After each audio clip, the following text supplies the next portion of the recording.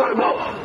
আমরা শেখ হাসিনার মতন ভারতীয় চামড়ারকে হারিয়েছি, নতুন কোন ভারতীয় চামড়ার আমরা বাংলাদেশে দেখতে চাই না। গণঅভ্যুত্থানের পরে যেভাবে দেশ চালানো দরকার আপনারা সেইভাবে দেশ চালান। গণ অধিকার পরিষদ এই সরকারের পাশে থাকবে, সরকারকে সহযোগিতা করবে। আমরা সরকারের পতনের দাবিতে কোনো আন্দোলন করি নাই, আমরা সরকারকে সহযোগিতার জন্য আন্দোলন করছি। এই সরকার আমাদের সরকার, এই সরকারকে টিকিয়ে রাখতে হবে। তবে আইন শৃঙ্খলা পরিস্থিতি যদি আপনারা নিয়ন্ত্রণ করতে না পারেন তাহলে কিন্তু আপনারা নিজেরাই নিজেদেরকে ব্যর্থ করবেন, তার দায় আমরা নিব না।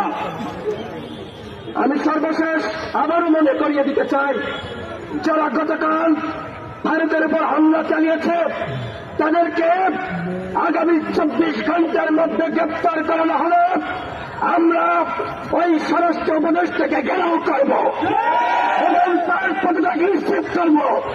সুতরাং যদি চেয়ারে বসে থাকতে চান, আজকে পুলিশের মাধ্যমে ওই চক্ষু বিজ্ঞান হাসপাতাল থেকে তাদেরকে ধরে আনুন।